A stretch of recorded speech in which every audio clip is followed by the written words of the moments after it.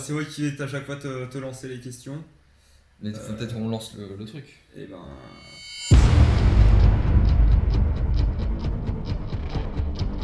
Going to the India for the scarf.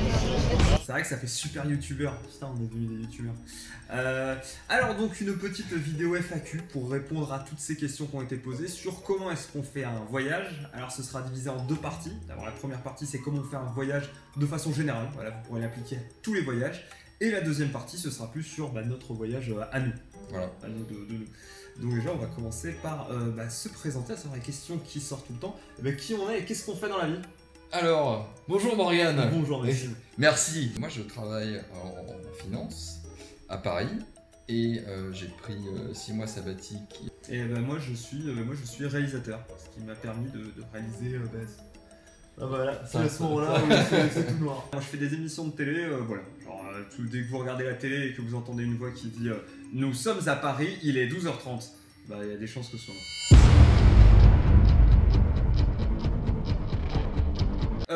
Donc, on va commencer cette vidéo par le début, à savoir les préparatifs. Donc déjà, ce voyage, c'était une idée de Maxime, hein, c'était pas la mienne, c'est lui qui voulait partir en moto.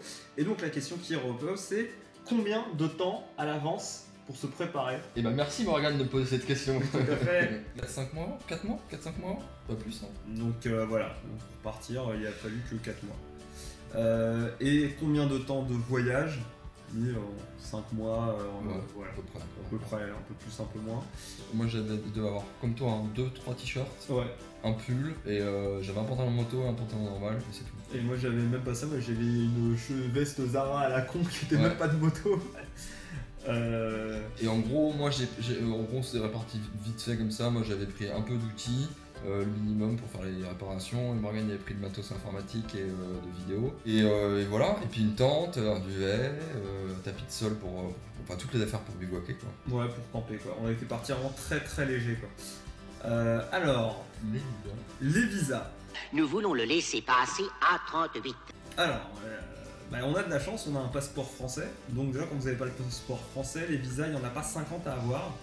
Nous, on est passé... Donc on en a fait 3. Et on est passé par une boîte, Action Visa, qui nous a servi à rien. C'était pas ultra utile. Voilà, cette vidéo n'est pas sponsorisée par eux du coup. C'est pas ultra utile, en réalité il y a 3 visas, donc 3 visas à faire. Le visa indien qui est ultra facile à faire, le visa... en ligne, le visa indien. Ouais, c'est très facile à faire. Iranien qui est un peu complexe parce qu'il faut se déplacer, ils prennent nos empreintes digitales, etc. Bon, et le visa pakistanais qui est vraiment un enfer à faire, savoir qu'il faut se faire inviter par quelqu'un au Pakistan, il faut réserver tous les hôtels à l'avance pour ensuite les annuler. Il faut réserver les billets d'avion à l'avance pour ensuite les annuler aussi. En fait, grosso modo, pour votre visa pakistanais, vous faites pas des faux papiers, mais vous faites des papiers prétextes. Donc par exemple, le mec qui vous invite, vous trouvez un gars sur internet qui va vous prendre 100 $ pour vous faire une lettre comme quoi ouais, je connais bien Morgane et Maxime, ils viennent chez moi. Et pareil, ils veulent des billets d'avion aller-retour, sauf que comme nous on est en moto, on a pris des billets d'avion avec une assurance pour les annuler. Les visas, grosso modo par pays, parce qu'il y a aussi le prix, ça coûte de l'argent, un visa, c'est entre 50 et 100 balles par visa. Donc voilà, sachant que nous on a eu que 3 visas à faire, mais si tu fais un voyage plus long dans plus de pays, tu payes tes visas, et sachant que de passer par la voie terrestre, très souvent c'est plus compliqué à obtenir le visa que si tu passes par avion, parce que par avion, comme tu as des billets de retour, les pays sont plus confiants, ils disent tu vas pas venir immigrer. Typiquement l'Inde, nous on n'avait pas bénéficié de la procédure accélérée où tu peux tout faire en ligne, machin, etc. Nous il a fallu qu'on envoie nos passeports parce qu'on passait par la voie terrestre, donc il faut se méfier.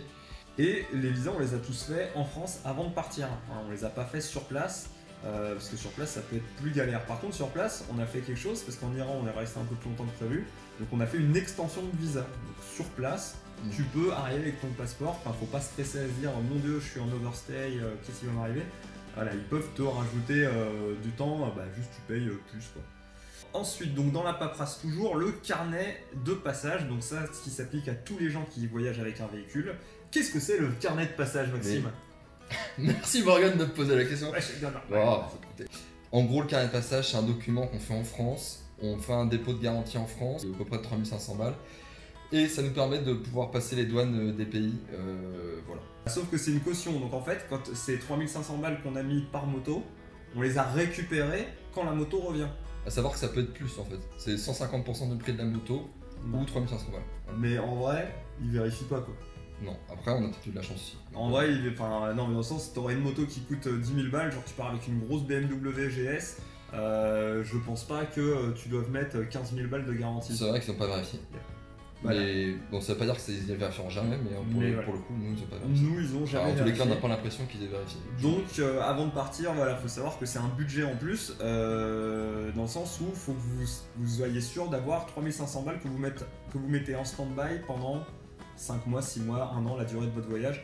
Voilà, c'est de l'argent qui revient, mais il faut de l'argent qu'il faut pouvoir avancer. Et justement, le budget, parce que c'est vrai que c'est quand même la question qui intéresse tout le monde, comment on s'est financé ce voyage? Alors, on a fait un truc vraiment particulier, et ça, c'est vraiment un truc qui Je pense qu'on a révolutionné l'économie. Ouais, là, en fait, on a travaillé avant, on a fait ce qu'on appelle épargner de l'argent, pour ensuite pouvoir épargner. Bah, c'est un peu complexe comme ça, dit comme ça, mais grosso modo, c'est ce qu'on a fait. Voilà, en fait, c'est que comme Maxime travaille dans la finance, il a pu vraiment penser ce système qui vise à économiser de la thune et le dépenser. Non, mais ça va faire. Là, on en parle comme ça pour rigoler, mais je pense que ça va faire du bruit. Voilà, hein. Une fois que ça se saura.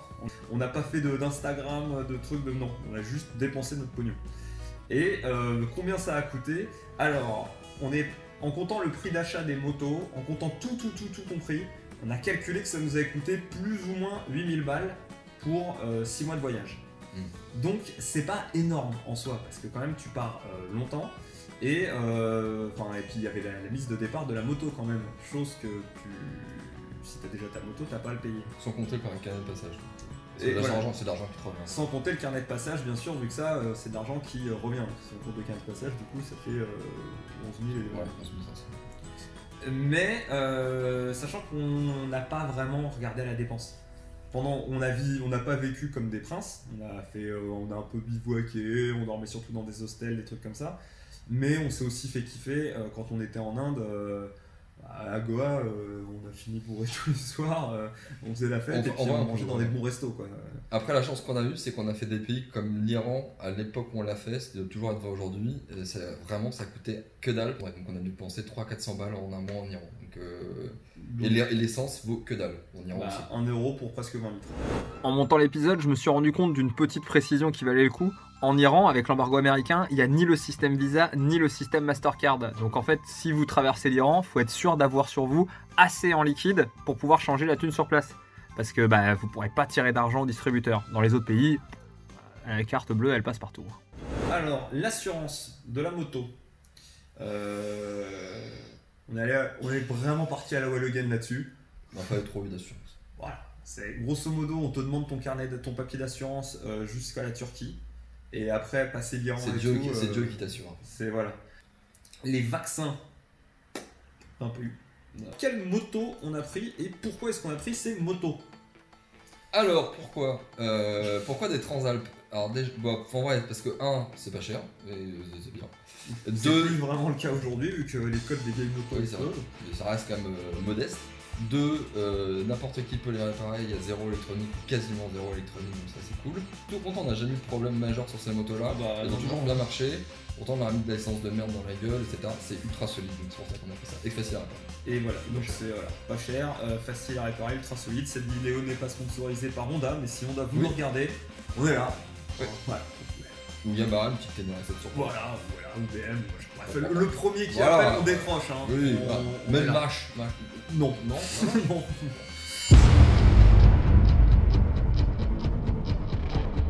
Sur la route, donc ça y est, vous avez tout qui est préparé, vous êtes sur la route. Une question qui revenait très souvent, c'est le téléphone, comment on a fait Comment qu'on fait le téléphone? Comment qu'on fait le téléphone Morgane, comment qu'on fait? Ah bah ça c'est vrai que moi je suis quelqu'un de connecté. Okay. Alors voilà, alors il faut savoir que le concept d'avoir un truc très compliqué pour votre téléphone, c'est vraiment français. Dans les autres pays, vous arrivez, vous dites bonjour, est-ce que je peux avoir une puce prépayée pour avoir internet? Le mec dit oui, vous payez, vous avez la puce, et c'est même pas cher. Donc voilà, donc en fait c'était très simple, et d'ailleurs il y a du réseau absolument partout. Je me souviens que quand on était sur le Mont Ararat en Turquie, on est perdu au milieu de rien, on se regardait Jumanji en streaming sur le téléphone dans la tente quoi. Donc là-dessus il n'y a pas de souci. Et du coup, deuxième question, internet, voilà, comme on vient de dire, il y a internet absolument partout. Bon, en Iran c'est un peu plus compliqué, internet il faut un VPN parce que sinon il n'y a rien qui passe. Pour recharger les téléphones, c'est très simple. USB sur la moto. Et pour recharger le drone, j'avais, et ça je le conseille à tous les voyageurs, un port allume-cigare sur ma moto. Parce que ça, on s'en servait aussi pour brancher le truc pour les pneus, le compresseur. J'ai un petit compresseur qui est branché à l'allume-cigare. Alors, il y a pas mal de questions sur les GPS. Eh ben, Non. non. Voilà, Voilà. plutôt non. On était clairement sur les applis type Google, Maps.me, tous ces trucs là sur téléphone, ça marche très bien. Ça montre même les chemins. Quand on était dans le désert à Cachan, ça nous Maps.me montrait les c'est pistes, hallucinant. Enfin, pour le Maps.me en vrai, c'est pour trouver des petits chemins n'importe où dans le monde, c'est hallucinant. Ah c'est ouais, non, hallucinant. C'était assez dingue.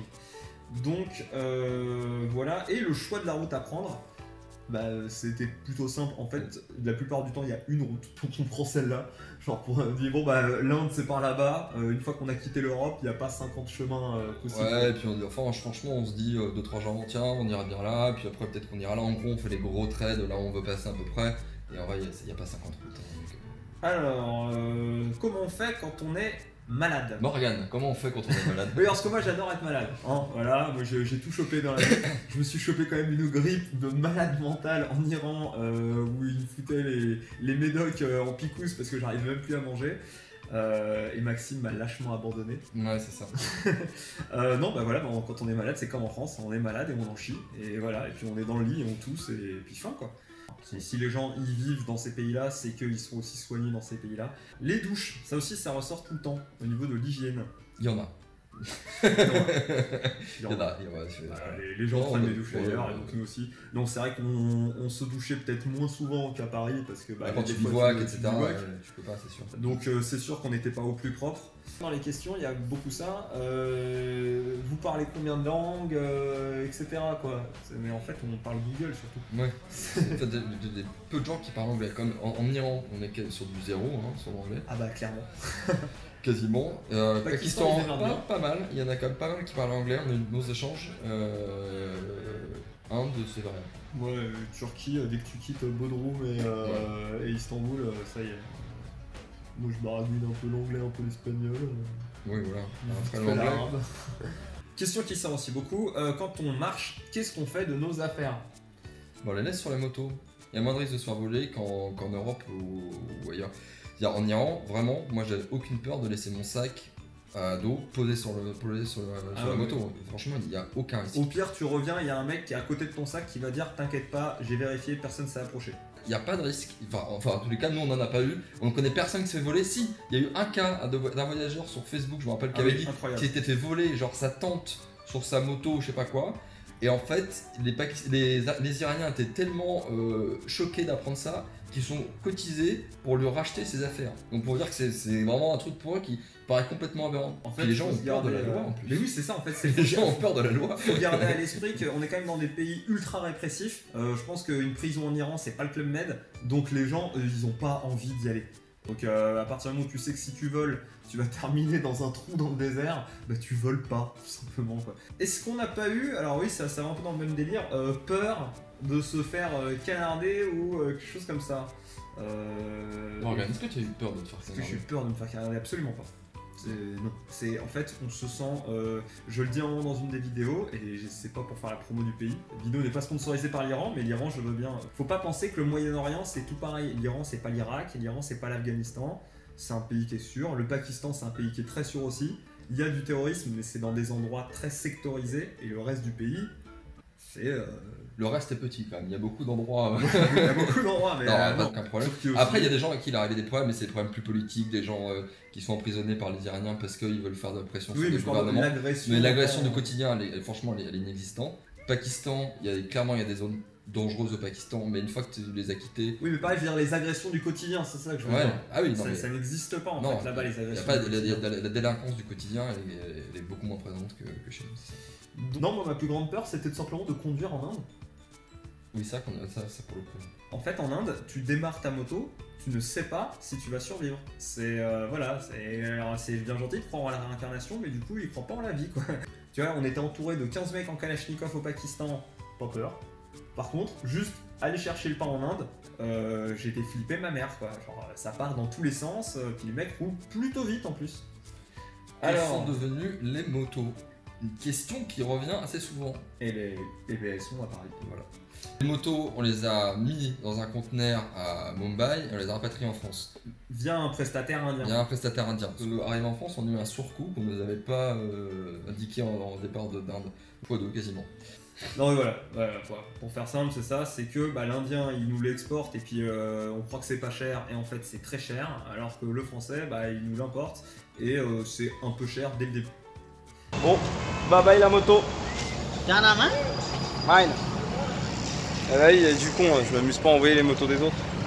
Est-ce qu'une femme pourrait faire ce voyage? Oui. Oui, c'est pas impossible. À mon avis, tu feras pas le même voyage parce que clairement il y a des gens qui t'inviteront pas. Faut être clair, hein. Je pense qu'en Iran tu te fais pas inviter.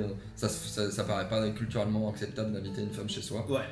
Ou alors ce sera vraiment les familles genre haute société qui seraient très occidentalisées, mais il n'y aura pas ce chit-chat qu'on a habituellement. Par contre, quand tu es une femme, tu auras accès à quelque chose que nous on n'avait pas du tout dans le film, c'est aux autres femmes. En fait, on nous pose souvent la question pourquoi on voit pas de meuf dans le film, simplement parce que c'est mal vu dans ces pays qu'un homme parle à une femme. Alors qu'en tant que femme, tu pourras discuter avec d'autres femmes. Donc finalement, tu peux faire le même voyage que nous, road trip, aventure et tout. Niveau sécurité, on parle beaucoup de l'Iran, du Pakistan parce que c'est un peu les pays qui sont décriés et vraiment, alors les filles, si vous nous regardez, vous pouvez y aller les yeux fermés. Il y a même les meufs qu'on a rencontrées là-bas, des occidentales, qui nous ont dit que, bien sûr, elles portent le voile parce que c'est comme ça là-bas, mais à aucun moment elles se sentaient oppressées, à aucun moment elles sentaient genre le poids des regards ou des mecs un peu chelous. Voilà, ça n'existe juste pas en fait. Donc, le Pakistan, un peu, ouais. Surtout l'Iran. Enfin, franchement, l'Iran, il y a vraiment aucun problème pour les filles.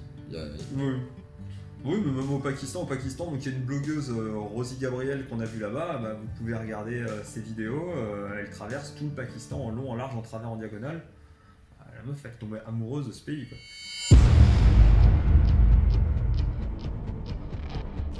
Donc là, ça y est, on est plus sur des questions plutôt précises sur donc, notre voyage à nous, plus que sur parce que les questions avant, ensuite, pouvaient se rapporter à tous les voyages. Là, ça serait plus sur notre voyage à nous. Alors, quel matériel vidéo? Bon, ça, on va les survoler assez vite. Alors, matériel vidéo, on a tourné ça avec des téléphones portables. Voilà.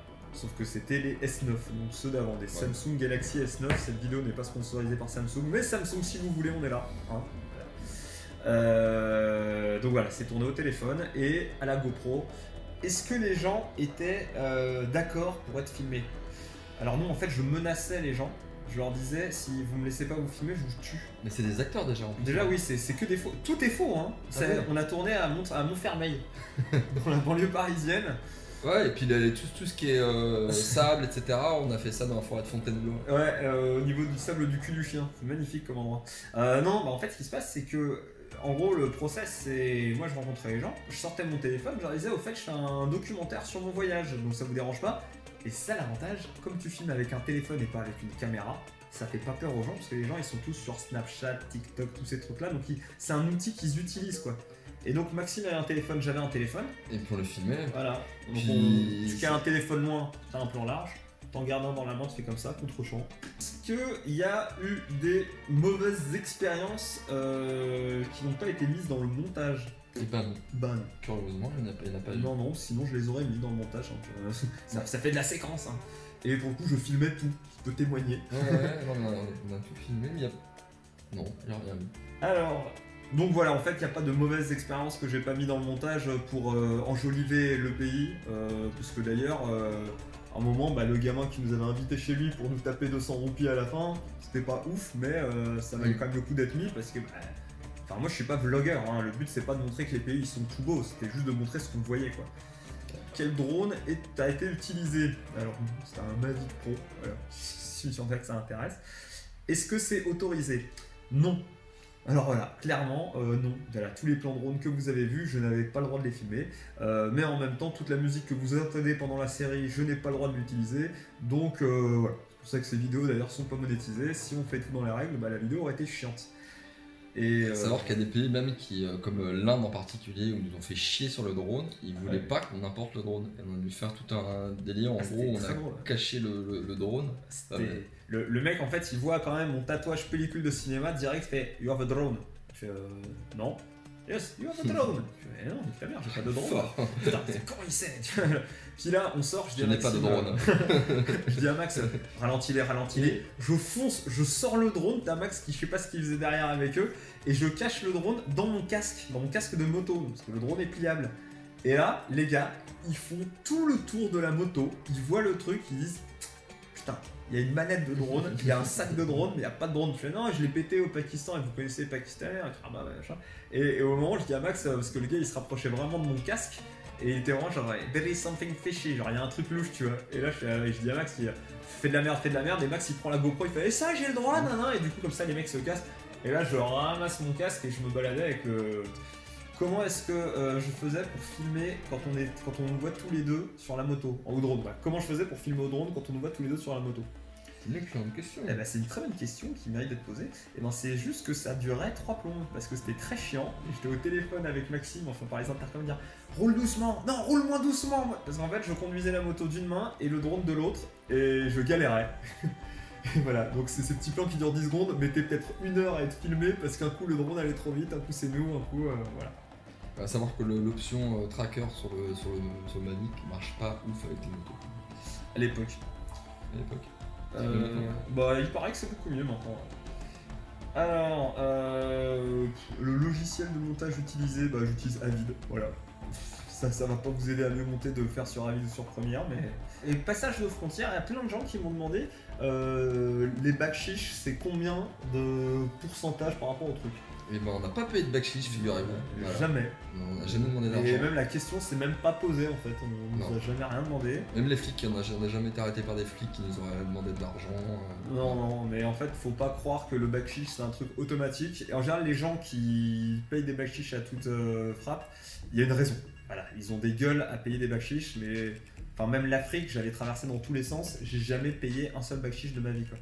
Ah oui, Tinder dans ces pays, ça se passe comment? Mais en plus, ce qui est marrant, c'est qu'à Tinder, on a pas mal payé. L'Iran, ça a autorisé Tinder. Alors c'est très drôle, il y a souvent des photos de colombes et des pages du Coran Ouais. et d'avoir des photos de meufs. Mais ouais, et Pakistan, c'est autorisé aussi, je crois. Ouais, c'est autorisé, il y a au eu au Pakistan. aussi. Ouais, c'est marrant. Mais Donc voilà, ça existe. ça se passe, mais bon, enfin, ouais, t'as aucune chance. Enfin, je sais pas qui a une chance de faire quoi que ce soit. Tu bâtis le jour de trouver un mari, Ouais. peut-être, ou une femme. Mais voilà, non mais grosso modo, on est clairement pas sur... voilà. C'est pas le pays du kiff à ce niveau-là. hein, Disons c'est- que les romances qu'on a pu avoir, ça a jamais été avec des locales quoi. C'est beau. C'est beau hein, c'est bon, on n'a pas combien d'heures de route par jour en moto? Bah, en fait, on roulait, on va dire, un jour sur 3, peut-être, un jour sur 4. Ouais, déjà on roulait pas tous les jours. En gros, on essayait de jamais dépasser plus de 5 heures de route. Ouais. Et on essayait d'avoir 3 heures. Bon après parfois on a fait plus, à la fin en Inde. À la fin, on a énormément roulé. À la Mais fin, ça, c'est on a fait, à un moment t'as fait plus de 24 heures je crois d'affilée. Ouais, pour descendre à Puné, j'avais roulé énormément. Alors, Ah si non, l'essence, c'est vrai qu'on demandait souvent ça. Comment on se démerdait pour l'essence? bah, il y a des. En regardant les sessions essence sur Internet. En fait il y a des stations essence absolument partout Oui, il n'y a sur pas Terre. de problème. C'est à partir du moment que t'as un être humain, tu t'es pas sûr de trouver de l'eau potable, mais tu trouveras deux choses, c'est de l'essence et du Coca-Cola.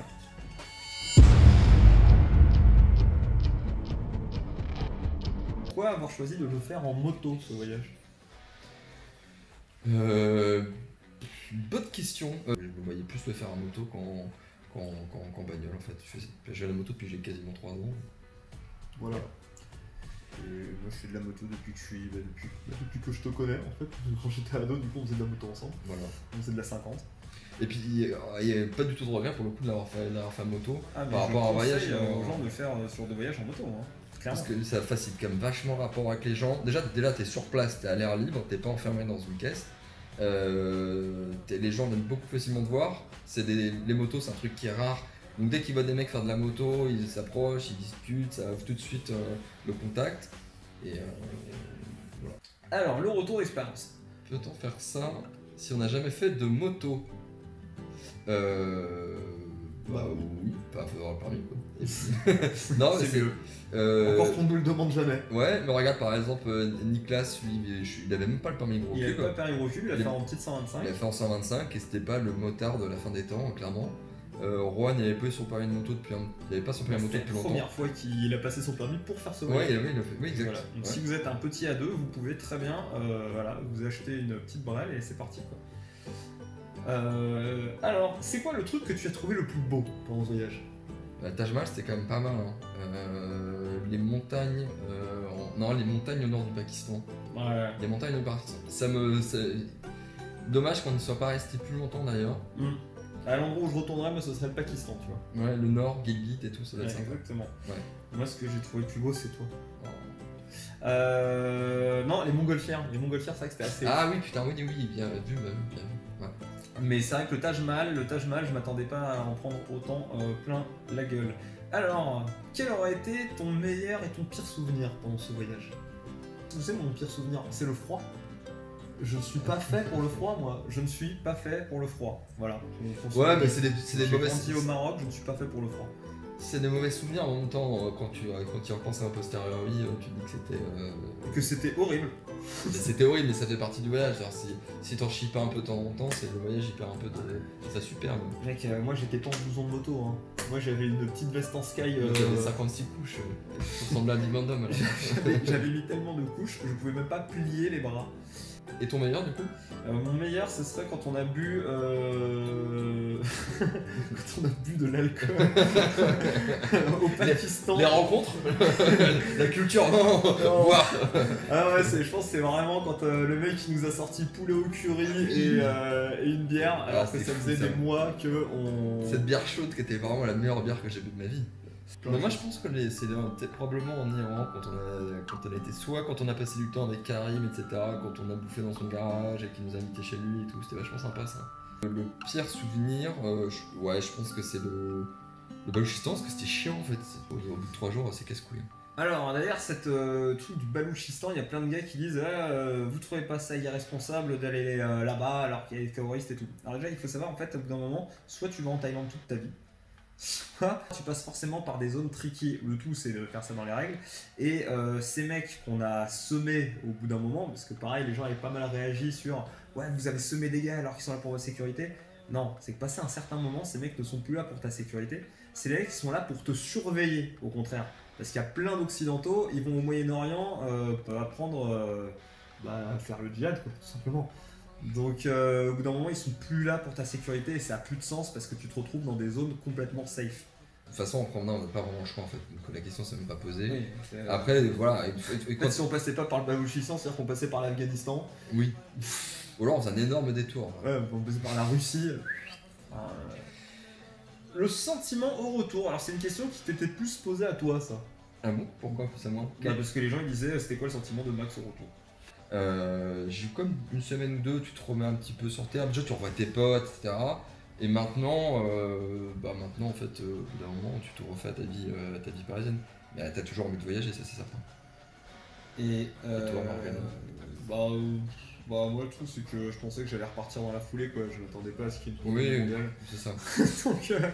donc et puis ouais, je voyage 6 mois par an, presque tous les ans quoi. Donc, est-ce que il y aura d'autres vidéos, un prochain voyage? Ah non, déjà s'il y avait ça, est-ce que tu l'aurais fait seul ce voyage?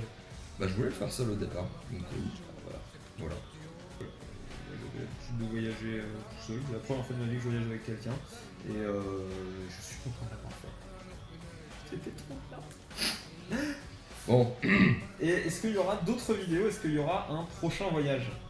Moi de mon côté oui, parce que c'est ce que je fais dans la vie. Voilà. Bon c'est très bien. Une dernière chose à ajouter?